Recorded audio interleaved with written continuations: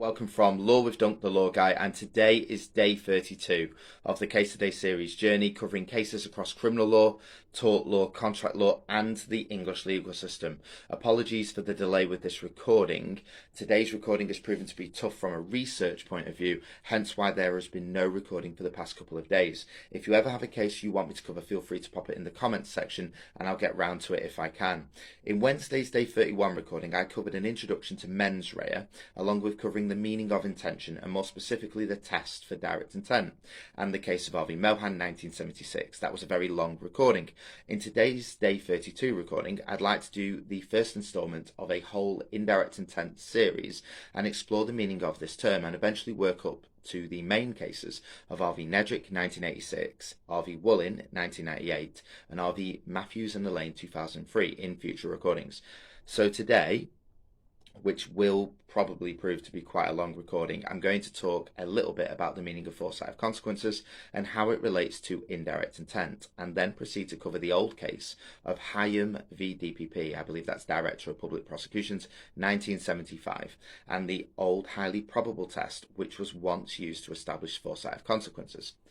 You should know that all this information was gathered from multiple A-level law texts, but is probably pitched at university level, and so be aware that I don't think A-level law students need to know all of this detail regarding the development of the tests used for foresight of consequences and indirect intent. However, it's here if you need it.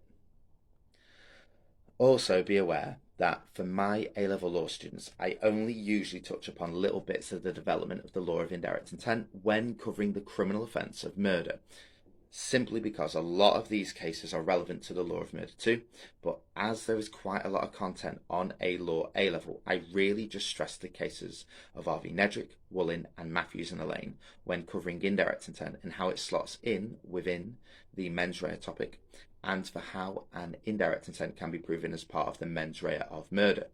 You'll remember that the key part of the day 31 recording was the test for direct intent from R.V. Mohan 1976, and a direct intent is where it's the defendant's main aim, desire or purpose to cause a particular result.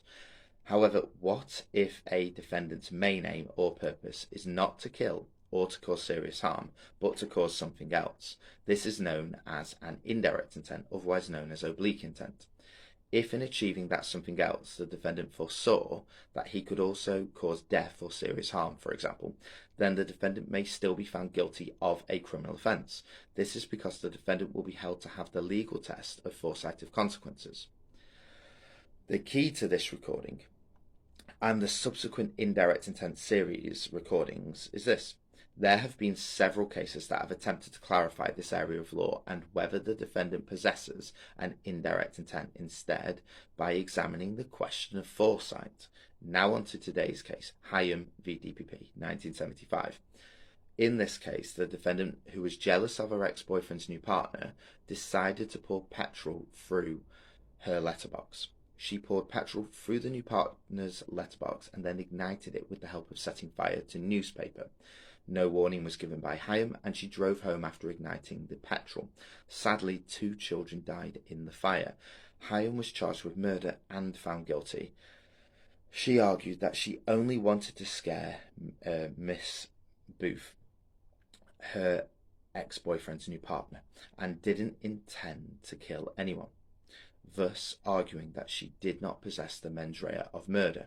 At trial, the Justice Ackner, I believe, directed the jury that the prosecution lawyers had to convince the jury beyond a reasonable doubt that the defendant either intended to kill or cause serious harm to be guilty of murder.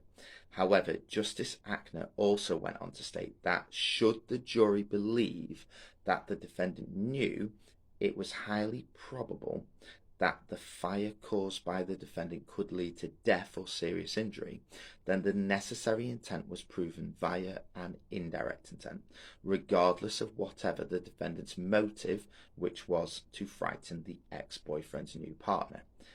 Here you can see that the trial judge made it clear to the jury that where there's no direct intent to kill or to cause serious harm from Hyam, i.e. no main aim, provided the jury are convinced that the defendant knew that death or serious harm was highly probable, then this old test for foresight of consequences could lead to the jury finding an indirect intent for murder.